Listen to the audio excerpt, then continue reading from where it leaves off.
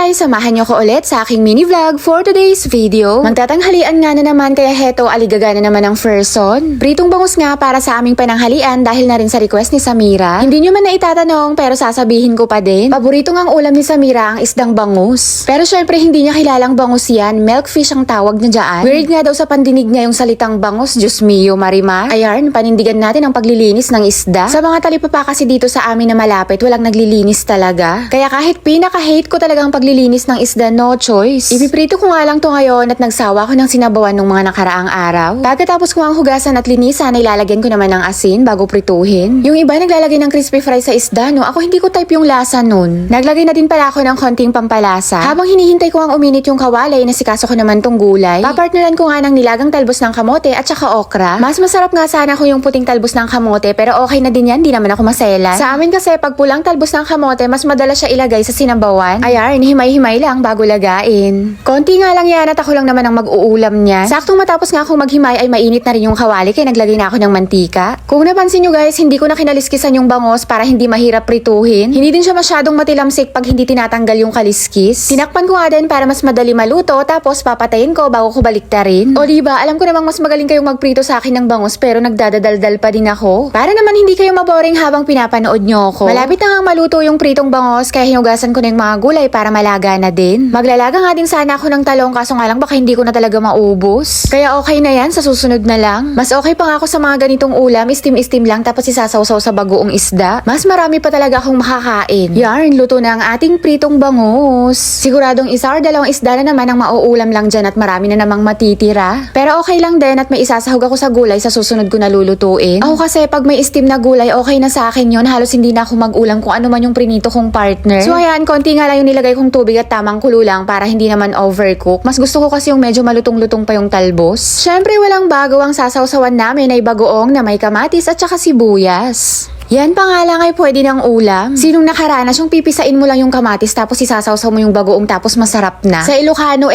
lusda kumlata kamatis tapos isawsaw mo ti bagoong ay apaw mayata nagdimasan. Kasjay. Bagoong is life kaya marami akong stock na nakabote. Napadami pa ako ng buhos ng bagoong pero okay lang nilalagay naman yan sa kanin. Ayan, luto na rin ang ating steam na gulay. Saglit ko nga lang siya niluto at gusto ko talaga medyo malutong-lutong pa yung talbos ng kamote. Ayoko ng overcook. Hindi na masarap pag malabsak na. Ayan, pinatulo ko nga muna bago ko nilagay sa plato. O di, wala na namang diet. Mapapadami na naman tayo ng kanin nito. Siguradong taob na naman ang kaldero namin nito. Ayan, para sa aming pananghalian, pritong bangos na may steam na gulay. Tapos, ang sausawan namin is kamatis na may sibuyas na may bagoong isda. Napainom pa nga ng tubig ang kumarin at napakainit na talaga, ramdam na ang summer. So ayan, ipapakita ko nga din pala sa inyo yung huling ayuda na natanggap ni Samira sa kanyang school na galing ng Quezon City. Dahil tapos na ang graduation at assessment na lang ni Samira yung hinihintay, yung mga stock na pagkain na pinakita ko sa inyo nung nakaraan sa school ni Samira is unti-unti nang binigay ni teacher sa mga parents. At heto na nga yung pinakahuli. Hinati-hati na para sa pang-umaga, pang-tanghali at pang-hapon na schedule. Ayan, may bigas, may malagkit na bigas, sibuyas, munggo at saka yung harina hinati-hati din, saka yung cocoa powder, isang century tuna at pang-macaroni. Meron pa nga akong stock at hindi ko pa naluluto yung binigay nung nakaraan.